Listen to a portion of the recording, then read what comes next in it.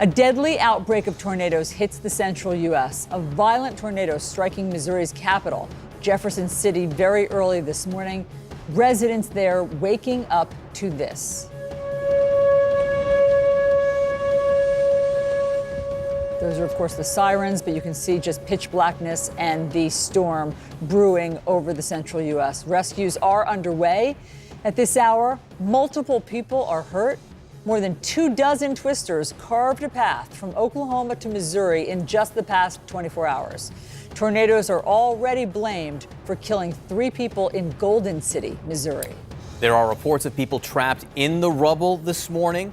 One storm chaser said of the damage simply, "It's too much." So you can see what the wind did to vehicles at a car dealership there, simply flipping them over. The Jefferson City Fire Department posted these words on Facebook: "Please pray for our citizens." Now, we will speak to the mayor there in just a moment. Let's get right to CNN meteorologist Chad Myers, who is tracking this outbreak of tornadoes, and there is still a risk as the morning continues. Chad. Yeah, no question. The storms are still out there, John. This was a big storm, 160 tornadoes basically over the past 6 days. Eventually, a town or city was going to get in the way. And late last night, between 11 o'clock and midnight, Jefferson City did get in the way with this storm. Now, it was dark. Chasers were out there, but it was dark. This is what they were seeing. Basically, flashes. They could see the lightning flashes, and all of a sudden, in the background, they could actually see the tornado as it flashed. We're going to see it here, I guess, right there. That's what this looked like on the way into Jefferson City. So a fairly large tornado. I mean, no question about this. This was at least in the EF2 or 3 range. I'm going to take you hyper local and take you right into where the storm is. This is Jefferson City right there. Right there. So Jefferson City here with the rotation, Jefferson City right here with the storm itself, and the debris on the ground. I showed you this yesterday with the storm from Tulsa. That's what debris looks like just on the southeast side of Jefferson City. It's that blue.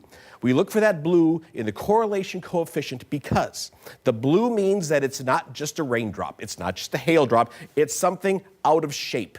It's a leaf, it's a tree, it's a branch, it's a shingle, whatever it might be. So this was a very large storm at the time, and there you see the debris up in the cloud itself. And as you said, this is still going on at this hour. This will still continue for many, many hours to come. In fact, it will redevelop in western Oklahoma later on tonight. This is where the radar is right now, through St. Louis, through Indianapolis, but back out here to the west, it's warming up again. And it's still very, very humid. That muggy air, that rising air is going to cause more tornadoes again today. There's even a chance of some severe weather not that far from the big cities, right through the Keystone State, right through D.C., possibly late tonight, but more tornadoes back here in the plains. This is a week we knew there's a big trough in the west, a big ridge in the east, and when you get that trough, you get the rising motion right through the middle part of the country, and that's what you get, tornadoes like that. We're still working on this. We're still digging on the tornado content, how big it truly was, how many people are still trapped. This is an ongoing story. We'll cover it for you all morning long. All right, Chad, thank you for being there. To everyone out there, please be on alert this morning and listen to the warnings. Joining me now by phone is David Bell. He rode out the storm in a semi-truck. David, why don't you walk us through what happened? You were driving in your truck and you heard what? Well, the first thing I heard was my phone go off about a tornado warning. Then my girlfriend, who is also my fiance, that posted a text message to me that I was headed into a storm that Berzoto, I think it's how it's pronounced, is the first town that got hit after Eldon. And I pulled off to the shoulder.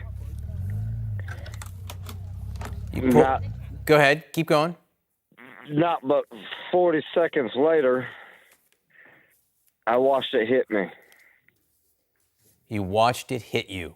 What was that like? I watched it. You don't want to know, man. You were in the front seat of the truck. What happened to your windshield? I watched it explode. The windshield explode. Were you hurt? I've got cuts and lacerations to the face, to the elbows.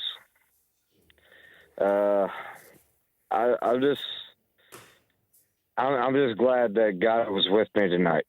I can't imagine what that must have been like. Some of the pictures we've been showing on the screen are of your truck, which appears to just be demolished and flipped over. What was the cargo you were carrying? Soda pop. A lot of it, right? 44,500 pounds of it. So 44,000 pounds. What did the power of the storm do to this truck, which was full of soda? Well, that was just the soda alone. That's not including the truck and trailer. And so what happened to the truck overall? Honestly, truthfully, to be honest with you, that storm picked me up and slammed me down like I was nothing but a soda can.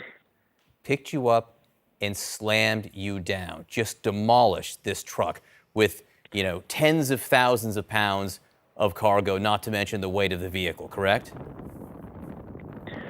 It's definitely gave me a new outlook on life. And when it had slammed you down, what was your situation? You were trapped. I should have been smarter and heeded the warnings. So, David, I understand you cut your way out. You were trapped in your seatbelt after the truck was toppled over? Yes, I was. So explain to me what happened there. I used a pocket knife to cut my seatbelt, and then I climbed out the front windshield. That was no longer there. You used a pocket knife to cut the seatbelt, then you climbed out of the windshield, which you told me moments ago had exploded. Yes. David, how are you? Go ahead. It exploded inwards and then literally sucked right back out. How are you doing this morning, David? Being grateful that I'm alive.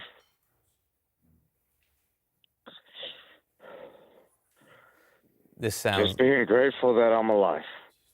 I can understand that feeling after what you went through. This sounds like it was an incredible, terrifying ordeal. This is your truck we're looking at right here, just so you know, David. We're looking at your truck right now. It's dark. We can't see much of it, but we can see that it's pushed over completely on its side and where the windshield, where you must have crawled out there. I'm grateful to be alive. David Bell, thank you so much for being with us this morning. We are glad you are okay. The storm has passed. Please get the help you need today. Thank you so much, David. All right, that was David Bell, who this morning tells me he's lucky to be alive. Well, you can hear how emotional he is. He's been through a trauma. I mean, just having to, how could you ever think that you were going to survive that when your truck is picked up and your windshield explodes? No, he says he wished he had heeded the warnings. Bottom line is he didn't know about the tornado when he was driving in, and when he did get the alert on his phone and his girlfriend texted him, he did pull over. He did do what he needed to do. Unfortunately, he pulled over when he was right in the path of this tornado. But I mean, he captured for us how terrifying it is. You can't do anything, and the strength of that can lift his truck of, how do you say, 44,000? 44,000 pounds of cargo, and that doesn't count the weight of the truck. So that's only one story. There are tons of stories like this morning, because this powerful storm system is also bringing catastrophic flooding to Oklahoma, as you can see on your screen right now. Homes are being swept off their foundations into this, oh my gosh, listen to that, the swollen river. CNN's Omar Jimenez is live in Guthrie, Oklahoma, with more. What's the situation there, Omar? Yeah, Allison, all these tornadoes that we have seen has been part of this huge system that really has brought drenching rain along with it as well, including here in Oklahoma. They got a lot of it, enough rain that swelled these rivers, that covered many roads, even strong enough at times to rip homes off their foundations. Rising floodwaters swallowing this entire house and carrying it downstream, and another home swept away by raging waters. The Cimarron River overflowing, eroding the shores, and forcing residents to flee their homes, and officials warning people who live along rivers or creeks to prepare to evacuate. I said, "What'd you say?" And she said, "Our house is gone." Our son called us and told us to get the heck out of there. And Oklahoma residents dealing with a 1-2 punch, historic flooding and tornadoes. Depending on how much rain we get with the next couple of rounds of storms, we could also be looking at another flash flood event with the river flooding.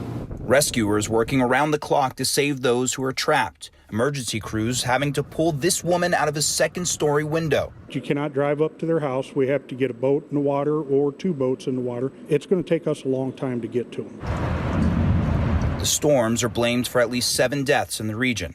Officials say dozens of people hurt in Oklahoma alone. So long as we are working and Tulsans take this seriously and pay attention and prepare, then we will get through this safely. The Army Corps of Engineers releasing 215,000 cubic feet of floodwaters every second in an effort to keep the Keystone Dam from topping its floodgates. Tulsa's mayor warning the threat isn't over.